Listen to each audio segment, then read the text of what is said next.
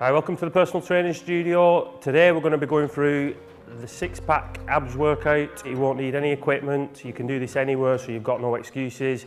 This ab workout is really going to test that core and give you that six-pack and that defined shape look to your abs in the quickest amount of time. Right, this first exercise Tom's going to go through with Jen is your V crunches. This is really good for working your rectus abdominal muscles.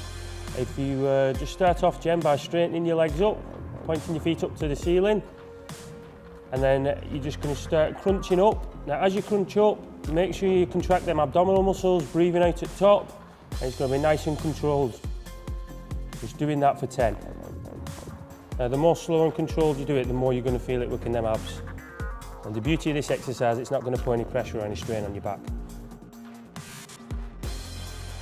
So Tom's going to demonstrate the next exercise, which is a short crunch, which is working your rectus abdominal muscles again. You want to make sure your feet are planted, legs slightly bent.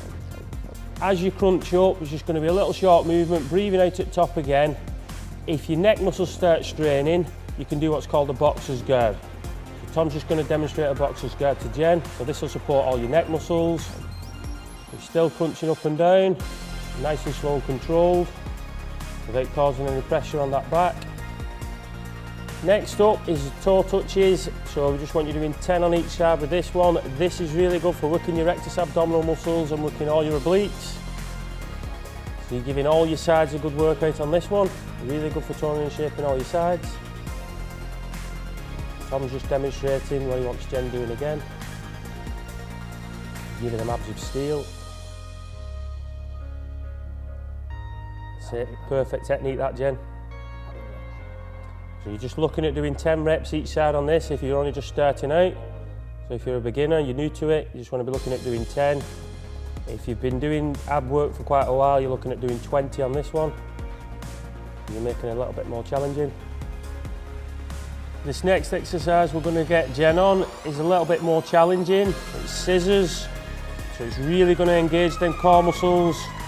So first things first, you've got to keep your legs nice and straight, point your toes forward, and balance yourself on your bum.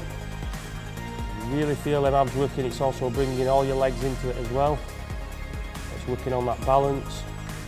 So for beginners, you're looking at doing 10. If you're more advanced, you're looking at doing 20 on each leg, just crossing over. Make sure you're contracting them ab muscles and you're breathing in and out. It's really important you get that breathing right when you're doing your abs. Next exercise is your plank.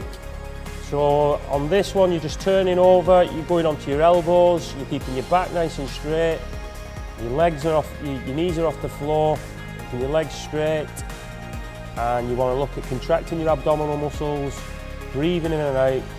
For beginners, you're looking at holding it for 30 seconds. Now this exercise is really good for working your pelvic floor muscles, so it's going to help give more support around your spine, so to stop you getting any lower back problems or injuries. Now whatever we're doing, whether it's running, boxing, lifting weights, you're always working them core muscles, so it's really important that we strengthen them up. If you're doing a sport, it'll help obviously improve in that area as well. So if you're a boxer like Tommy's, when he's coming up to like a fight and that, if we want to work on his rotational core strength, it'll help with that side of things as well. So an alternate plank would be going onto your knees, hands planted on the floor, keeping your abdominals in nice and tight, and you want to be creating a vacuum with your stomach. So you're breathing in, sucking them abdominal muscles in, breathing out, but keeping them abdominal muscles in tight. So if you can't hold yourself up in a normal plank position, this is an easier alternative. You feel the burn? Now if you're more advanced, you want to be looking at holding the plank position for a minute. Another good plank position exercise would be going back onto your feet. So if you just lift your legs up again, Jen, and taking it into a high plank. You're just on your hands now. So this will engage the shoulder muscles, you're working your arms as well. This is a little bit more challenging. Perfect that, Jen. And you're looking at holding that for 1 minute. Right, if you're a beginner with this workout, you can look at doing it 4 times through, 10 reps on each, 30 seconds on your plank. If you want to look at making it a bit more challenging, you can do 20 reps on each, 1 minute on your plank, and doing it as many times as you can through. If that still isn't testing your abs, you could look at getting a weight or a medicine ball, roughly around about 5 kg.